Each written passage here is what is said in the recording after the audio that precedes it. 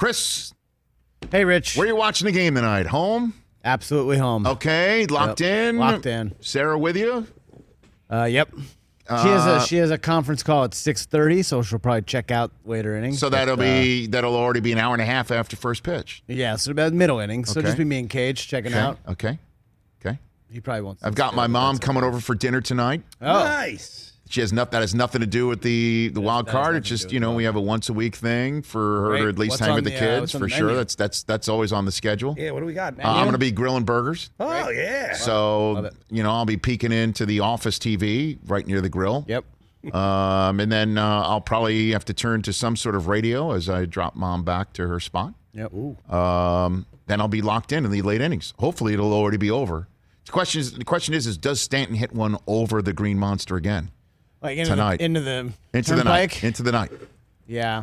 I would bet the over on him and Judge to hit home runs. I'm not that confident. I mean, Evaldi is a good pitcher, man. Evaldi's really good. However, the problem is that when you're starting DH and arguably the best hitter on your team is not on the wild card roster because he slipped on second base jogging out to the outfield and rolled his ankle and can't play, that's not a good sign. He definitely can't play? He's out. He's not on the roster. Okay, that happened today, huh?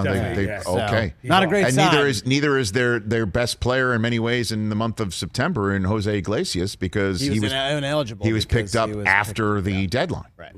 So great sign for tonight. I'm real confident. I don't know. It's still Devers, man. That guy can rake. Yeah. Dahlbeck, good old Bobby Dahlbeck. I'm nervous. He's been hitting bombs. Hunter Renfroe had a great season. I'm nervous. I don't know, man. Because also the winner plays the Rays.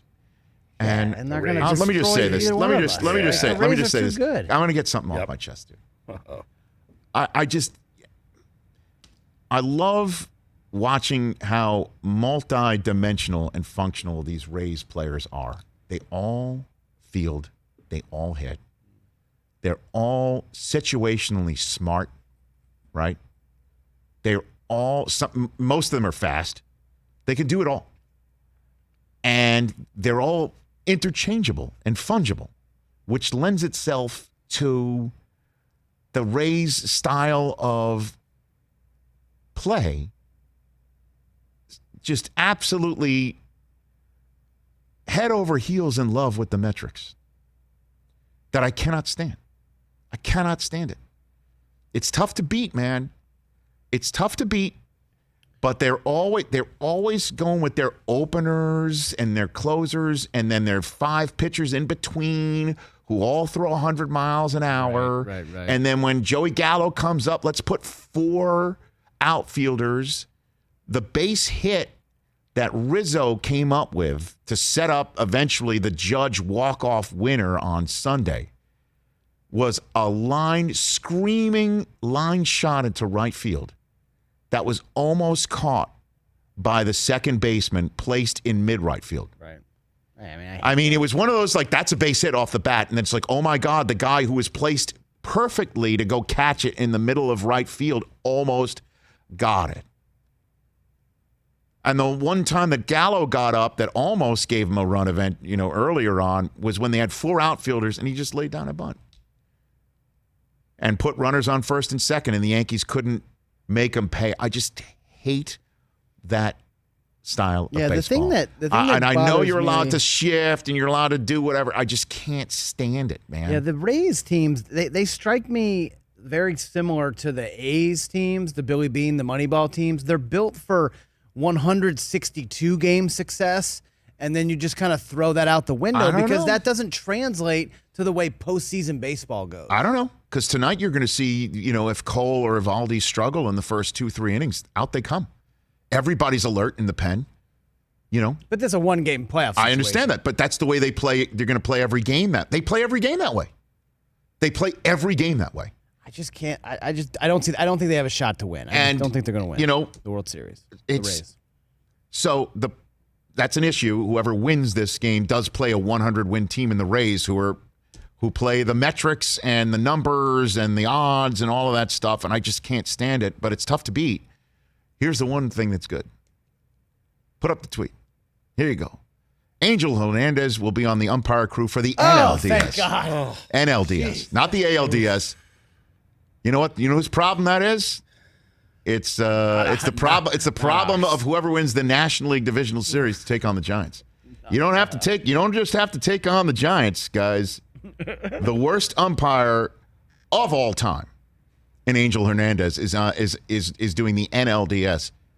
And good luck to the Dodgers to get there, or the Cardinals to get there, because they really have it stacked against them. Because the winner at once who has to face Angel Hernandez and the Giants. Well, you know who's the home plate umpire on Wednesday? On Wednesday night, I know. In his swan song is Joe West, who just like, I'll just say this, hey Joe, just do me a favor, just lift your arm a little bit over your hip, just care to give us a quick call, and so everybody in this stadium can actually see it. And it's only fitting that he's the home plate umpire in the first game of his final postseason of his career in Dodger Stadium. Because as we all know, one of his finest umpiring performances happened in Dodger Stadium in the game in the Naked Gun back in the day. When oddly enough, it was the Angels and Mariners playing one another, and a right fielder attempted to assassinate the Queen, and it was really strange. And and then the home plate umpire turned out to be an opera singer who was really a cop, and he was the one who put along with another umpire who put a player in a rundown. And Joe West handled it all with aplomb in that one. Hey Joe, just lift your arm. That's all I care. Just lift your arm and say strike. Say it. Just say the words. Dodgers and Cards. You beat Joe West, and then you got to beat the Giants and Angel Hernandez. Good luck. Good luck. Tu salud. So we got that going for us, Chris. By the way, they're all in the NL. They're in the NL. Oh, great. Bucky Dent's going to be at the game tonight. Awesome. Fantastic. Yankees. Fantastic. Aaron Boone managing, Bucky Dent attending. Love it. Well, Boone's going to put him in the game, probably. Beautiful. Oh, boy. That's a good troll job by the Yankees, huh? Jeez. How did the Red Sox let him in the stadium? Yeah, he's a paying customer. Why? Yankees got him. What do you mean, why? What do you mean? Why let him in? You control who comes into the stadium. You should put a photograph. Don't let him in. Let this man in. Don't let this guy in.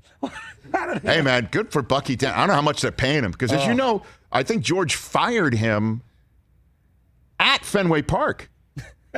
When Bucky Dent got fired as manager, I think the firing happened when, then he was at Fenway Park. I don't care that you had your biggest moment for us at Fenway Park. Hit deep to left.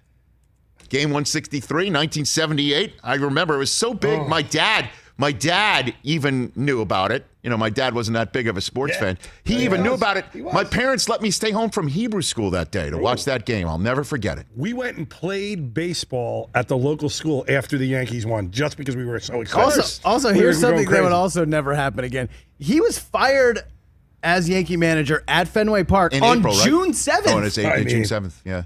2 months into the season. Oh, yeah. That was quick. Oh, George didn't play around. Dude, you sucked. It's crazy talk. You got. He didn't. So George's son Hal is like, yeah, reach out to Bucky, see if he'll join. What's the point of that? I don't know what the point of that is. I mean, what's the point of that? Does Boone get fired? What time tonight if the Yankees lose? Does Boone get fired? By the way, which young stud Red Sox player who was not born when Bucky Dent hit that home run is going to sit there and go, oh, I'm spooked. Bucky Dent's here tonight.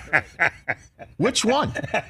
I'm scared. Is it Devers? Is it Bogarts? Which one is it? Dahlbeck? I'm scared. Bucky Dent's coming. Honestly, which one is going to be like, that guy who hit that home run long before I was born is here tonight. We've won 4 championships since then. Oh, yeah. We're scared. Stupid. I don't get it. Stupid. That's just good stuff for the ESPN cameras to pick up. Yeah.